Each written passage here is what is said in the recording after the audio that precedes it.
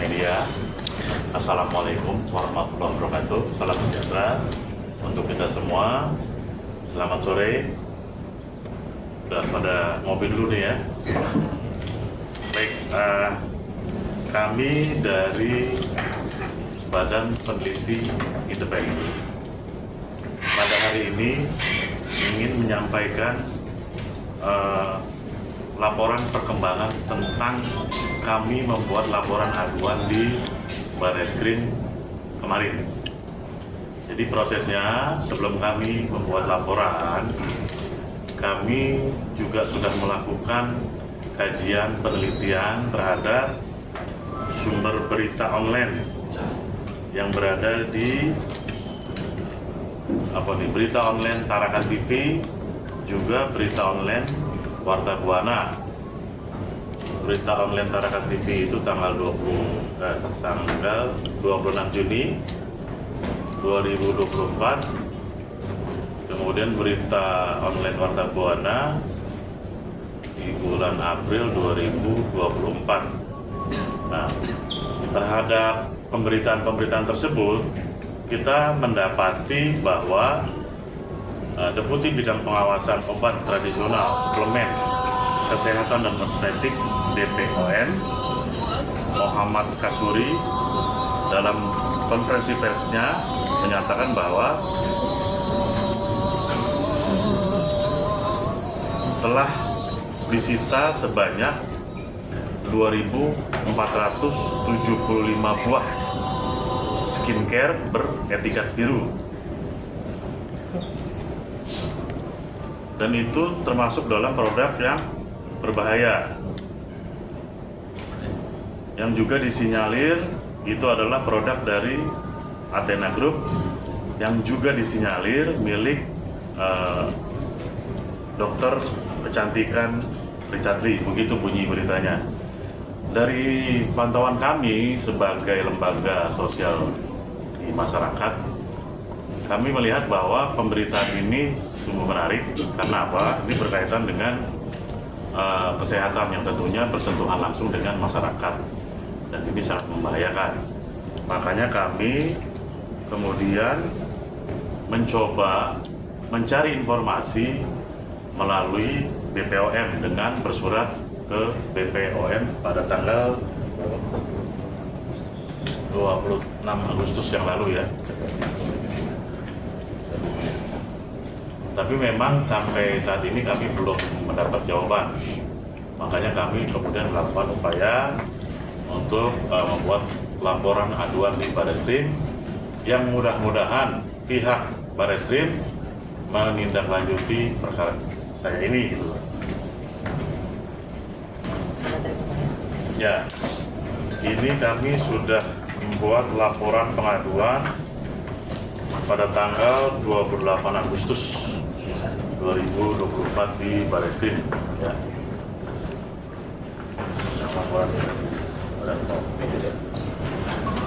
Kami juga sudah bersurat ke BPOM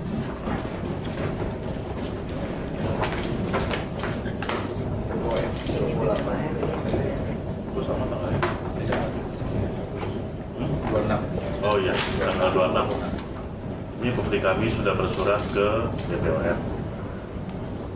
Apa Bang yang disurati ke BPOM? Jadi isi dari surat kami ke BPOM adalah kami menanyakan, karena kita mendapat informasi dari pemberitaan bahwa sudah adanya penyitaan 2.475 buah produk skincare yang kemudian apakah sudah dimusnahkan atau belum, karena di berita itu akan dimusnahkan. Nah, menurut kacamata kami, apabila sudah dimusnahkan berarti kan persoalan hukumnya sudah selesai, ya kan? Nah, kalau yang kami terima ini bahwa proses hukumnya kami belum pernah mendengar bahwa seperti apa, udah jalan apa belum, itu belum pernah kita dengar. Makanya kami menyurati BPOM, apakah memang benar beritanya bahwa ini sudah dimusnahkan? Klarifikasi sifatnya. Yang disinyalir produk dari Athena itu produk apa yang memang tidak dimusnahkan sama pihak BPOM? Nah, mungkin gini, kalau produk depan. Lihatnya ke kamera. Oke. Baik. Mungkin gini, kalau produk yang kita lihat di pemberitaan yang berbahaya itu adalah produk salmon ya, di mana penggunaannya adalah dengan menggunakan jarum suntik gitu kalau saya baca di situ. Dan tentunya ini kan juga ada kekhawatiran dari pihak kita, seandainya itu benar seperti itu, apakah produk ini bisa dijual bebas untuk jarum suntiknya, kemudian bagaimanakah pengelolaannya? Bisa saja kan bekas-bekas daripada jarum suntik itu bisa disalahgunakan, dan ini kan juga sangat berbahaya. Itu yang mengkhawatirkan kita. Gitu. Ada contoh produknya, Pak? Gimana? Ada contoh produknya? Kebetulan kita lagi upaya lihat contoh produknya, cuman kita juga melihat dari pemberitaan. Dan satu lagi, menurut pengamatan kami di marketplace ya, juga masih beredarnya produk-produk ini di online ya. Bang, yang kemarin Kenapa laporan harus itu Dokter Richard Lee, apakah karena sudah terlalu banyak produk yang boleh dibilang tidak terdaftar gitu? Gimana Mas? Sorry. Kenapa harus Dokter Richard Lee? Apa karena produknya sudah terlalu banyak merugikan masyarakat nantinya apa gitu? Iya betul. Nah, coba saya jawab bantu dokternya ya. Kenapa harus Dokter Richard Lee? Karena gitu Mas, Dokter Richard Lee masih diduga dan afiliator dari produk tersebut adalah Dokter Richard Lee. Oleh sebab itu kita duga bahwa dari PT Athena tersebut yang terafiliasi oleh influencer Dokter Richard Lee, makanya kita duga bahwa itu adalah milik dari Dokter Richard Lee. Menurut dari pemberitaan yang ada di Warta Buana ini. Tapi sejauh ini sudah ada korban atau dampak yang buruk atas produk yang ada di milik kita sendiri nggak sih? Sudah ada keluhan korban mungkin dampaknya dari atau sudah dirugikan dari produk tersebut? Ya, kami pernah mendapat informasi bahwa salah satu artis seleb ya juga pernah di online yang pernah ramai itu yang mukanya merah-merah lebam itu. Kami cuma belum mencatat itu. Bang, berarti kan kemarin ke Barreskrim ini Bang. Pasal yang disangkakan apa sih Bang? Kalau pasal sebenarnya belum masuk ke berarti belum LP, baru Cuma Dumas. memang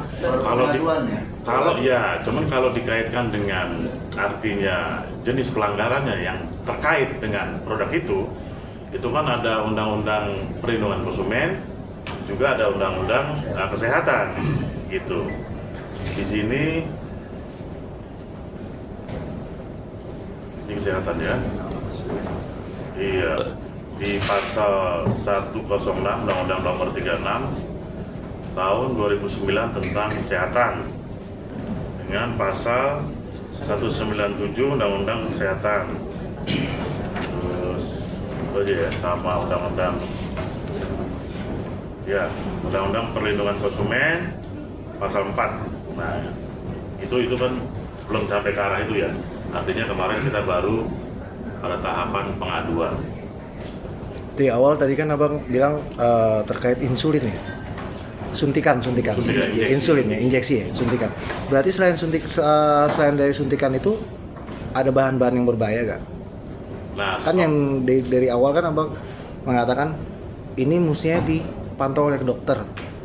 betul. Karena penggunaan injeksi ini. Betul. Selain daripada injeksi itu, adakah bahan yang disinyalir sangat berbahaya, yang mungkin akan memerlukan memicu waktu selang 2 tahun, 4 tahun ke depannya baru ada dampaknya atau bagaimana?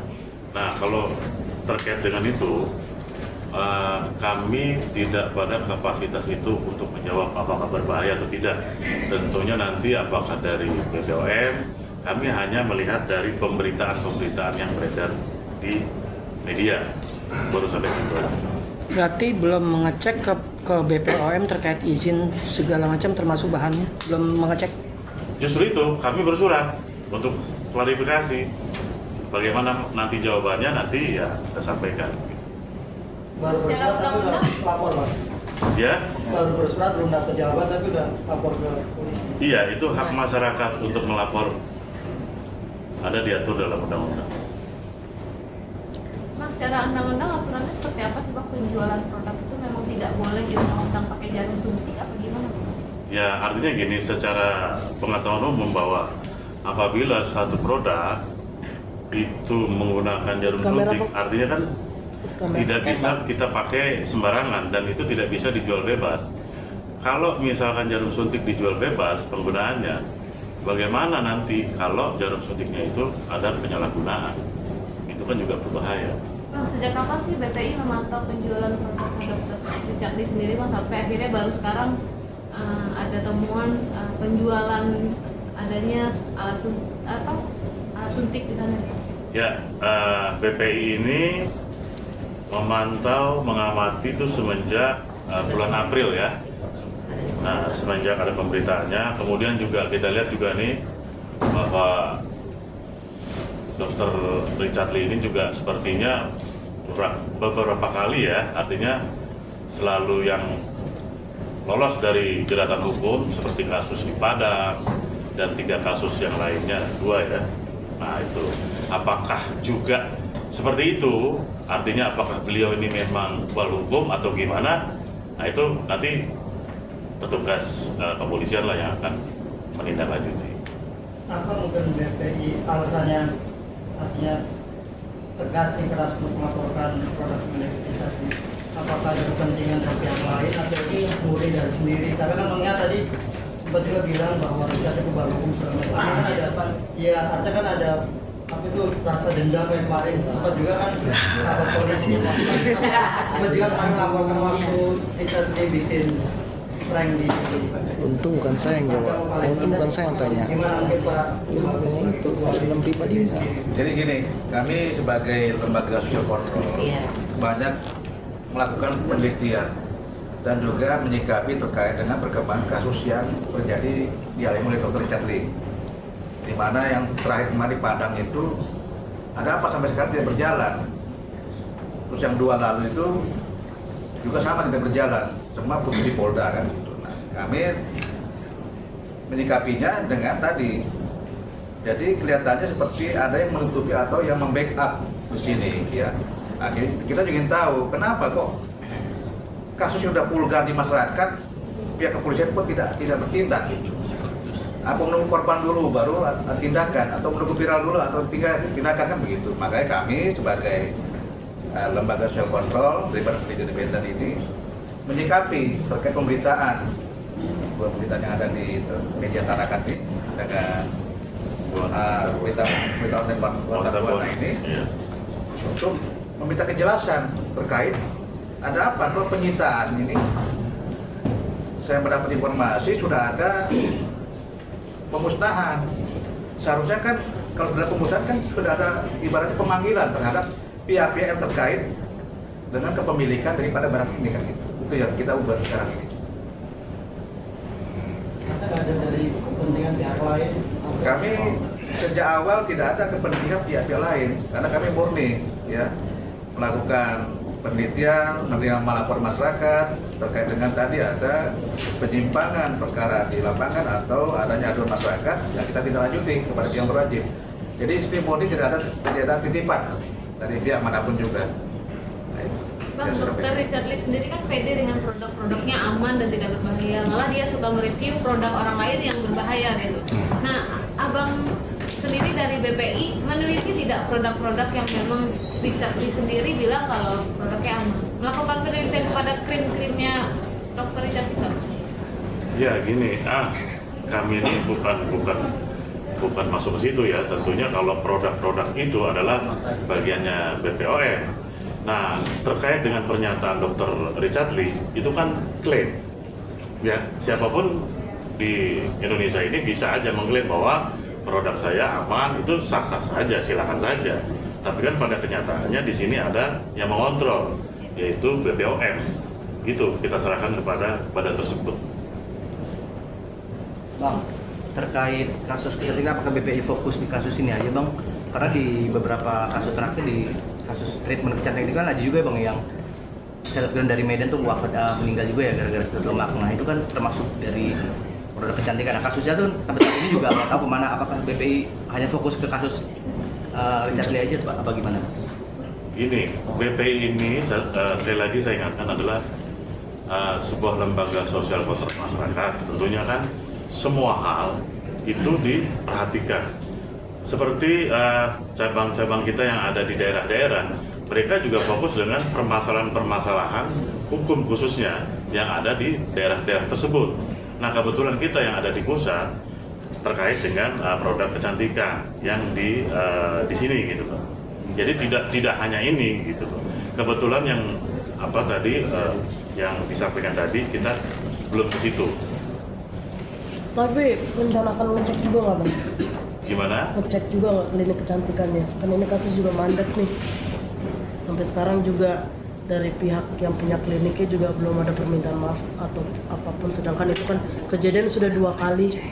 Tapi korban yang pertama untungnya tidak meninggal. Gimana Bang tanggapannya? Nah terkait permasalahan itu mungkin nanti akan kita dalami dulu. Jadi sementara ini kita fokus kepada perkara ini aja dulu. Berarti fokus ke Richard Lee dulu? Iya. Jadi jangan bias nantinya kan. Nanti kita juga akan coba itu kita terima sebagai masukan ya. Kita terima tuh ya. Bang, ini kan baru aduan ya? Iya. Ada rencana mungkin bikin laporan tersendiri di mana? Ya kita sekarang percayakan dulu kepada institusi kepolisian. Memang kalau prosesnya aduan itu kan pasti akan diselesaikan dulu di penyelidikan. Apabila penyelidikannya sudah ada ketemu tindak pidananya, kemudian siapa nanti calon tersangkanya, mungkin masuk pada proses penyidikan dengan membuat laporan polisi terlebih dahulu. Saya rasa seperti itu. Mungkin harapannya apa Bang setelah melaporkan saudara Richard Lee? Ya. Mungkin biar ditutup kah treatmentnya? Izinnya atau gimana? Ya atau gimana Bang? Artinya gini, kita melihat bahwa BPI ini menginginkan bahwa penegakan hukum di Indonesia ini berjalan dengan sebagaimana mestinya, sesuai dengan aturan. Gitu loh. Proses penegakan hukumnya tidak bisa dilalui begitu aja kemudian selesai tanpa ada kejelasan seperti apa. Kemudian juga dari perkara ini kita menginginkan bahwa setiap produk-produk yang dikonsumsi oleh masyarakat Indonesia ini benar-benar aman dan tidak berbahaya untuk masyarakat. Tujuannya kembali lagi kepada masyarakat. Itu aja. Kapan rencana mau ke Barreskrim lagi Bang? Terkait aduan abang yang kemarin? Ya mungkin rencana 2-3 hari ke depan kita akan menanyakan bagaimanakah laporan kita ini. Tapi kalau misalnya nih Bang, laporan di polisi mandek nih, akan berencana juga nggak sih Bang datang ke klinik Athena buat ketemu sama Richard Lee langsung? Ya kemungkinan nanti kita coba rundingkan dulu dengan tim karena artinya setiap perkembangan kita laporkan dulu kepada ketua umum dan kita ambil langkah hukumnya seperti apa nanti setelah berkoordinasi. Tapi bakalan ada rencana buat datang ke klinik Athena buat ketemu Richard Lee? Nah itu kita belum tahu, kan kita belum rundingan dulu. Tapi dari pihak BPI sendiri, apakah ada aduan masyarakat ke DPR? Atau baru satu? Ya artinya selain berita ada juga secara tidak resmi ada pengaduan dan itu kita terima kan. Tentunya si pengadu ini juga kan nggak mau identitasnya dibuka dan segala macam. Kita menghormati itu dan menghargai itu.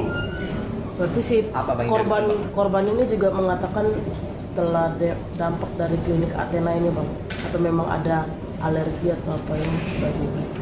Ya salah satunya seperti itu sih. Bang, selain dari DNA Salmon ada produk lain nggak Bang yang dikomplain? Ya kalau dari pemberitaan sih di sini banyak ya, gitu. Cuman kan artinya yang lebih berbahaya itu kan itu yang harus kita. Bang sebelumnya udah sempat komunikasi secara langsung atau apa gitu sama dokter dari Jakarta sendiri? Oh belum. Kita tidak menyangkakan seseorang, tapi di sini yang kita pantau adalah proses penegakan hukumnya seperti apa, berjalan dengan baik atau proses penegakan hukum ini ya kita semua tahu seperti apalah. Oke, thank you. Oke, terima kasih. Izin foto berdiri Bang, lagi Bang itu surat dakwaan.